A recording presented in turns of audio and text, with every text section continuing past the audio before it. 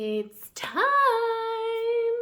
I am reading Assassin's Apprentice by Robin Hobb. I am starting my journey through Realm of the Elderlings, and I'm loving it so far. So this will be a spoiler-filled vlog. I don't know yet. You'll know by this point, but I don't know yet whether or not I'm just going to do Assassin's Apprentice or if I'll do the whole Farseer trilogy. We just have to see how many thoughts I have and how long the video gets. So I will be giving you all my spoiler-filled thoughts as I read through this series. So far, 60 pages in. What has happened? We have met Fitz. Fitz is the child that was born out of wedlock to one of the people in line for the throne, Chivalry.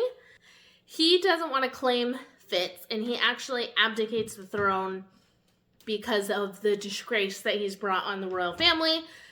The royal family then is like kind of keeping him close. He's being housed with the stable hands, and they're like, we don't really know what to do with him. And the king has maybe taken an interest in him now. So that's kind of where we're at. Oh, and we've learned a little bit about the magic, which is very fun. I love magic in books, and I like that we're learning about it. He has the skill, which I don't know if it's the same for everyone or if it manifests differently for different people, but he can basically communicate with animals, like go into an animal's mind, and the animal can kind of go into his mind as well. And apparently that is very frowned upon. I don't really know where magic fits in society at this point, but I'm very intrigued to learn about it. We've already had an animal die in this book because the person who was caring for Fitz, like the hound master, saw that Fitz was connecting with this puppy Nosy, and he is like, that is super disgraceful, never do that again. And because they were already so connected, he ended up killing the dog so that Fitz couldn't be connected to him anymore. So that was really sad. I was worried about it, and it happened. So I'm really enjoying this. Robin Hobb's writing is great. Everyone who has said that before is totally right. Great writer, and I'm really enjoying just the prose and the story. I'm very intrigued. So one of the things I love is books that have the framing device of someone telling their story, and this book opens up with Fitz saying, this is what my childhood was like. And so I'm really enjoying that kind of, even though we're reading about a child, we're getting an adult's point of view, kind of reminiscing back on his time as a child, which I'm really enjoying. So I think those are all the thoughts that I have. I don't know how sad this first book is, but I am prepared for sadness in the series of series. I'm prepared for that, so I don't know if there's going to be a lot of sadness in this book, but I am prepared for it. Yeah, I'll keep you updated when I have some more thoughts as we get deeper into this. Hello. It is quite a while since I've updated you on Assassin's Apprentice because I took a big long break from it to read some other things, but I am back reading it, loving it. I am 162 pages in. We have passed or just gotten to the 1/3 mark, maybe. I'm loving this so much. It's so good. I'm just so drawn in to Fitz's story. We've seen him go from just kind of being this child that's hanging around Buckkeep to the King Shrewd, basically saying, hey, I want you to be my guy.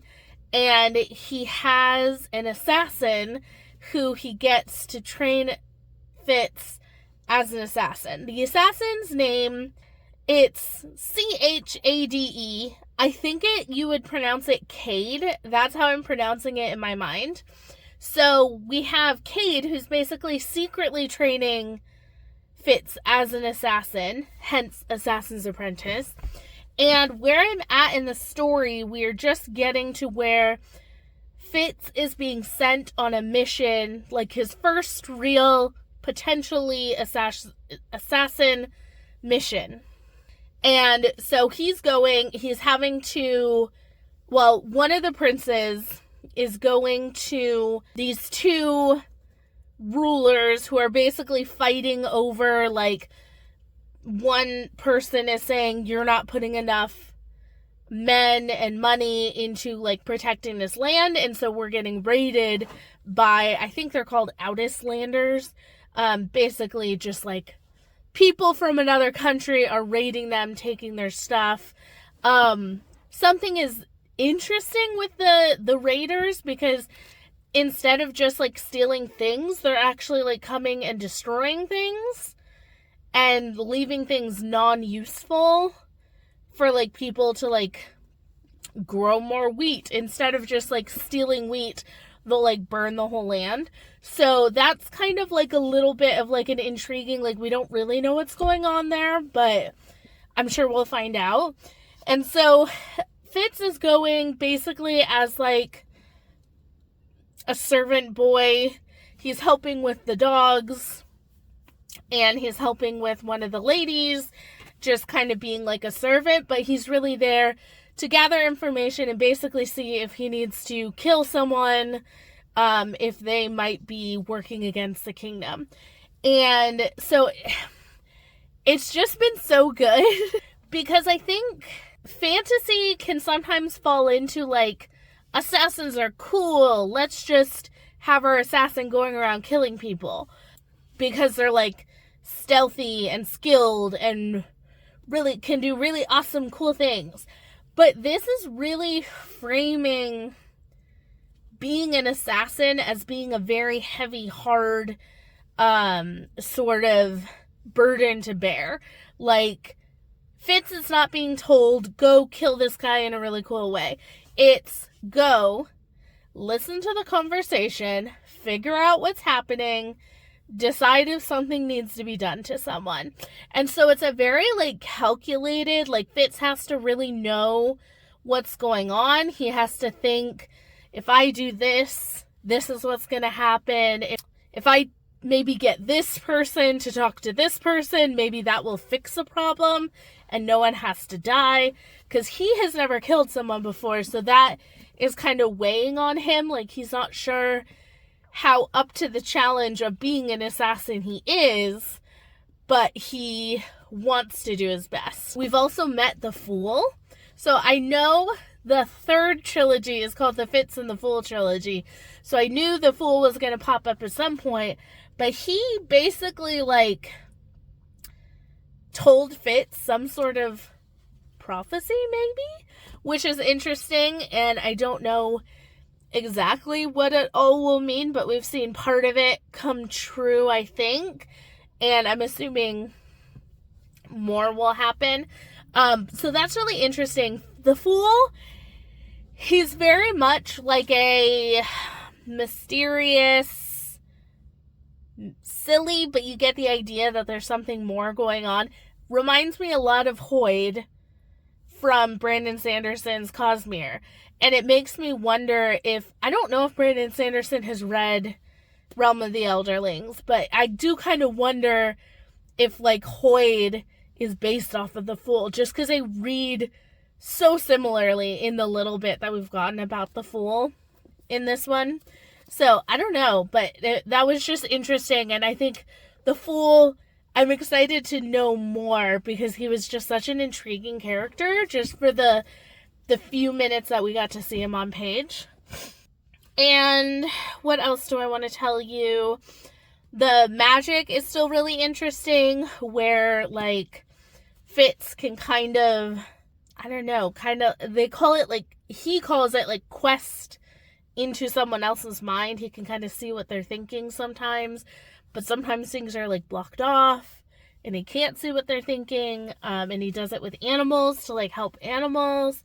And so I'm just really liking this. I'm hoping it continues to be as awesome as it has been. I'm just really having a good time. It is slow, but in a good way. Like, I'm having a great time learning about the world and the characters and the politics, and just seeing what Fitz is doing and how he's doing it, and it feels like Robin Hobb has really thought out the world and what it's like and what being an assassin as a young boy, being trained as an assassin would be like. And like I said, it's less of that cool, flashy, look at all the cool things I can do, and more like, how do you figure out whether or not to take a life?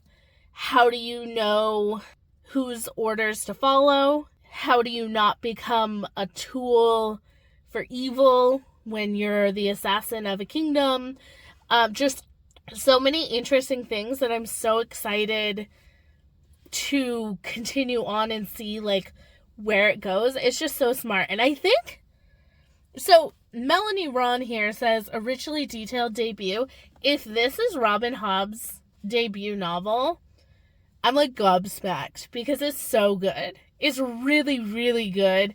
And the fact that someone could just like write this as their first novel is kind of shocking to me. Like, even Brandon Sanderson, who I love and I think writes great fantasy work, like Elantris, his first published thing, was nowhere near like the quality of this. So I'm having a blast. Hi, I need to update you on Assassin's Apprentice because I've been reading it while at work today for like 2.5 hours. I'm 60% of the way through now, and I have thoughts that I want to share. And I'm still figuring out like how I want the spoiler vlogs to go, because I don't just want to like tell you everything that's happening, because if you're watching a spoiler video, you've probably also read the book. So I am trying to like add in my actual thoughts and reactions to things. So Assassin's Apprentice has been a quiet book so far, which I've heard from other people and I think is fair to say. We are just following Fitz as he is being trained now as an assassin, but then his dad's wife, so not his mom, because he had a mother that chivalry his dad had with a different woman. Patience, Lady Patience, is his not mother, but the wife of Chivalry, who is dead. I can't remember if I said that, but his dad is dead. So now he doesn't remember his mom. We have this mother figure, sort of, in Lady Patience, who has showed up and is basically telling the king, you need to do all these things to train Fitz to be like a proper heir to the throne, even though he's not an heir to the throne. You need to train him up as if he is, and is sort of bossing around the king a little bit, which is interesting. And then I think his name is Shade, because there was like a joke about like SHADE referencing CHADE. So I think his name is Shade. I need to listen to the audiobooks and find out maybe. Shade wants Fitz to be trained in the skill. From what I gather, there are 2 types of magic that we know about so far. There's the wit, which I think means connecting with animals. And then there's the skill, which I think means connecting with people. And it's like connecting through your minds, almost like reading their mind, but being able to like put ideas in their mind as well. And Galen hates Fitz. He was much more of like the queen's lady. The queen has died, but the queen had not liked Fitz and would much rather have had her son on the throne, and didn't like anyone sort of threatening her children's right to the throne. So the queen had died, but one of her very loyal men, Galen, is a teacher of the skill. He's a skill master.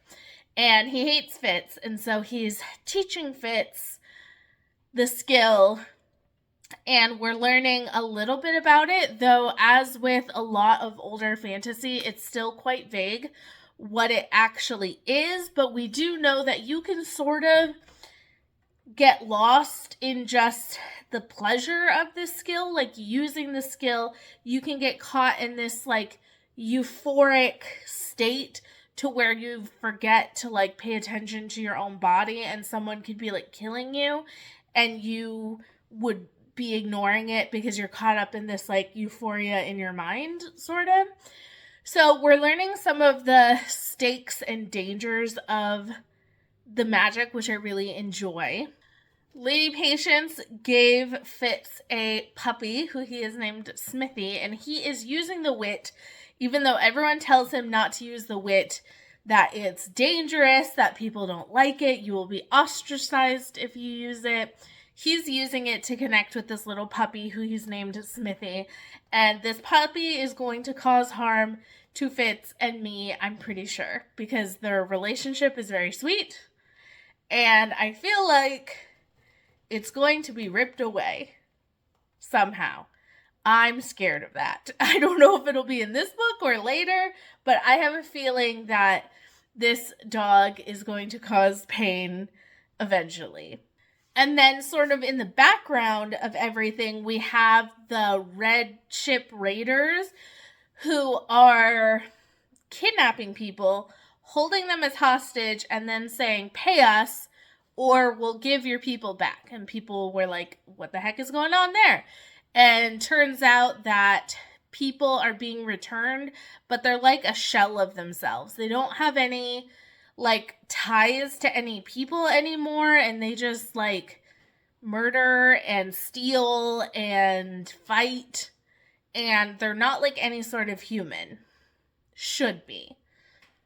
Fitz can like send out the skill and kind of read their mind or like touch their mind a little bit, and he's like, it's as if there's nothing there.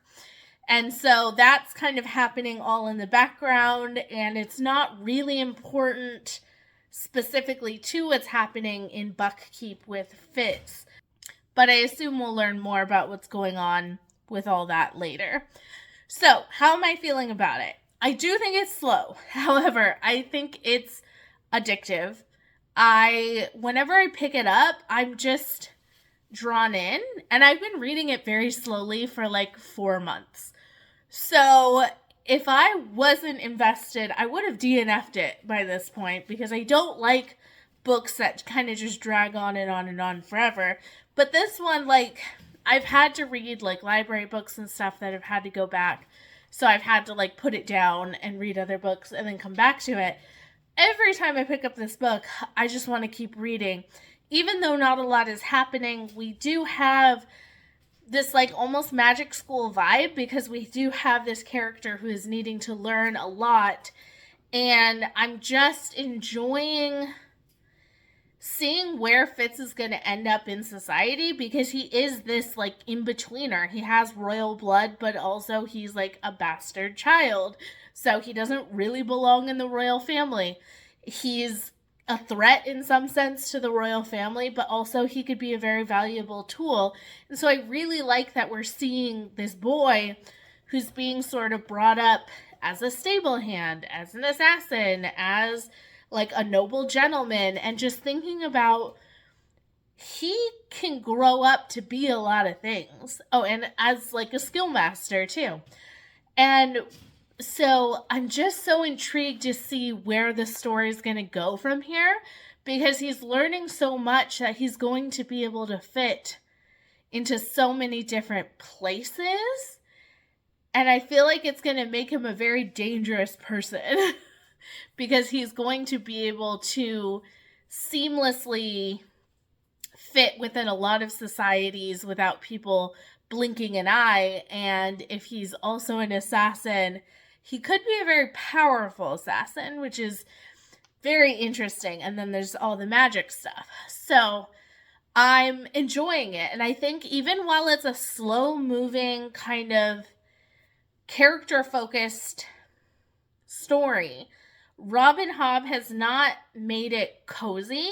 She has established stakes in the story by constantly reminding us that like Fitz is on this balance board. Like if he makes anyone too angry, he could be thrown out, he could be killed. He's always in this very tentative position where if he makes the wrong person angry at the wrong time, or he doesn't agree to be used as a tool by someone, he could be just like taken out of the picture completely. And so he's growing up, he's learning more about himself, but he's getting attached to people. That can be used against him. He's scared of being alone, and that can be used against him. So he's in a very vulnerable place, and I'm nervous about where it's going to go in the future and in the rest of the book. I have like 150 pages left or something like that. So I'm going to be trying to finish it over the next couple days because I do want this vlog to go out this week. So we shall see what the rest of this book has in store. And I'm nervous. Oh my gosh. I finished and I freaking loved this so much.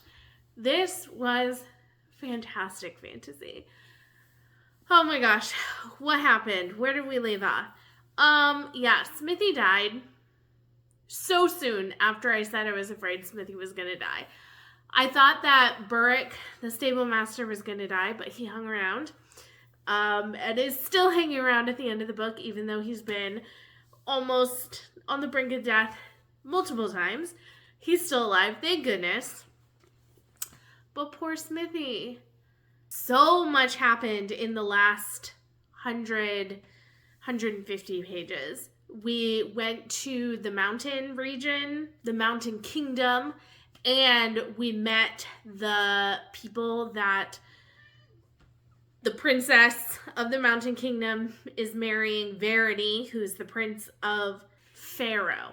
I always forget that. So they're going to be wed to hopefully help with the 6 duchies, which is the surrounding land. Pharaoh is where Buckkeep is, and then the surrounding land. So Shrewd, the king of the 6 duchies, sent Fitz along to kill the princess's brother so that the princess would then be heir to the entire mountain kingdom, and they would then have access to like more control over it. And Fitz ended up not wanting to do it because he had not been given good information, but then things happened and he was outsmarted. Blue has something he wants to say. He wants to tell us about the book too. So Fitz was outsmarted and the prince was killed, even though Fitz thought it was a bad idea. Oh, Sika's here. She's jealous. Okay, all the animals are here. Blue doesn't like that. Fitz himself almost gets poisoned. Burrick almost dies another time. And then Fitz almost dies. And Nosy saves him. Oh my gosh. I didn't cry at any point in this book. I almost cried when Smithy died. The closest I came to crying was when Burrick was basically saying, you have been using the wit and I don't want to be around you anymore because I told you I don't like that. And we've learned some more about Burrick since then, which is very interesting. But that was probably the moment that hit me the most because Fitz sees Burrick as such a father figure and they have such a kinship with the animals that Burrick not listening to Fitz and Fitz just being like, the wit feels natural and it gives me closeness with the animals and I want to use it. And Burrick being like, no, you can't do it. I won't be a part of your life if you're going to do it. That was hard. And I'm glad we're past that a little bit, but we're still on tentative rocky ground. And also, I don't really understand why it's so bad. Like, Burrick has talked about, like, people become more like beasts, but I kind of think that maybe maybe that's not true. I don't know. I think there's more to the wit than we know so far. And I don't know why people are so against it. And then we've learned a lot about the skill and how it's used, because we got to see Verity using the skill to keep the raiders off of the coast. He'll like use these like mind tricks to like help them. He'll use the skill to like confuse people or make them think that a storm isn't really a big deal, and then maybe they get caught in it, or maybe they navigate wrong. And he's using the skill to kind of manipulate the Red Ship Raiders so that they're not coming and raiding as often, but he's just wasting away. And oh my gosh, I love Verity as a character, and I want so much more from him, and I have a feeling he's gonna die. I don't know if that's true, but he seems too good to live. If you've read Game of Thrones, there's someone else in there that's like too good to live. And I get that feeling from Verity, and I'm not sure if that's what's going to happen or not, but I really enjoy reading from him. And I loved seeing Fitz being sent to be an assassin and kind of totally messing it up. Regal also did not help at all, because Regal was there ahead of time, and he like totally was telling people Fitz was an assassin because he hates Fitz.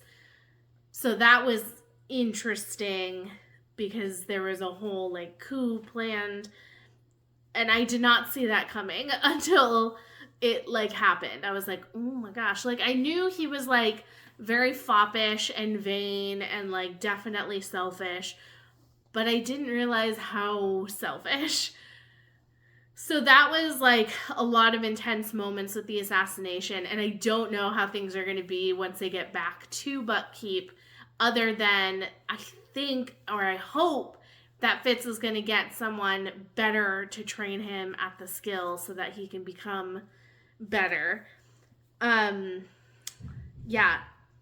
I think, like, learning that Nosy was who pulled him out and gave his last strength to, like, help Fitz live, that was the sweetest thing in the world.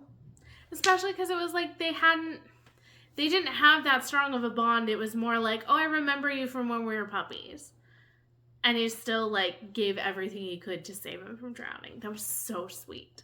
And I have a feeling that these books are going to be painful, because I was looking at the covers of the next two, and I was like, there's a dog on both of them, and I don't want any more dogs in here, because I don't want any more dogs to die.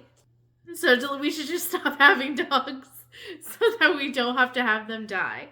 But I'm taking these upstairs, and I'm going to read them soon. They are going to have to wait until after Wonderthon, because I'm not going to be able to put them in for Wonderthon. This one is huge. It's 750 pages, and the print seems smaller than it was in Assassin's Apprentice. This one is more what it was like in Assassin's Apprentice. This one is almost 700 pages. So these don't read fast enough for me to read them for Wonderthon. Plus, I kind of want to take my time with them. I want to be able to do spoiler vlogs. And then I think I'm going to do like a series, like non-spoiler series review of each of the series when I finish it. But safe to say, I love this one. It was 5 stars. Oh, one more thing I wanted to add. I love how Robin Hobb is doing the world building. It is so slowly built out. She's not dumping tons of things on us all at once, but she's really like building out this world. We've already seen, like, she's talking about warships. So I'm like, okay, is that the Ship of Magic series, the Live Traders series? There's been mentions of the Rain Wilds. And so it's like, you do get this feeling that this world is built in this book already, that it exists and things are happening within it. And then we're just going to get to like see more of it as we read on. So I'm just having a really great time with it. I love it so much. and I'm excited to continue on. So these are going to come upstairs with me, and hopefully I will be getting to them this summer. I love a good fantasy series to sink into in the summer. But that was the first episode of my spoiler Realm of the Elderlings. After reading Assassin's Apprentice, I can assure you I will be doing spoiler videos for every book in this series. I will have things to talk about this series and all the other series, the full Realm of the Elderlings. There will be a spoiler video for each of them. I'm having a really great time just dipping my toe into this world, and I'm excited for what it has for me in the future because I really don't know where we're going. But I love Fitz. I love that he's not perfect. He's a child and he reads like a child, but it's in a way that makes sense. He's not like totally immature or too wise beyond his years. He's a young man and he makes mistakes like a young man, and he's unsure of himself like teenagers are, and I'm really enjoying reading from his perspective. I also loved at the very end of this, there is an epilogue, and we kind of bounce forward to when Fitz is sharing his story again, and we get like all these glimpses of things that I think are going to be in his life, like a trickle of blood on the deck of a red ship, or poison swirling and unfurling in a glass of water, a strand of woman's hair left upon his pillow, like all these like little snippets that he's having, and I'm just so excited to like see what happens in Fitz's life, even though I've heard it's heartbreaking. I'm excited. It's going to be good. And I can't wait to cry. I want to cry in the next book. I don't know. I don't hear many people talking about like crying during this series as much as later, but like I feel like I could get there depending on what happens. I'm ready to cry. I love crying in series. So make me cry, Robin Hobb. I hope you enjoyed this vlog, this spoiler vlog. I know spoilers aren't for everyone because obviously you have to have read the book to enjoy the spoilers, I think. Otherwise, my ramblings probably make no sense to you. But for my friends who have read Realm of the Elderlings, I hope you like seeing my reactions for this, and I hope that you'll enjoy the whole series. See you in the next video. Bye.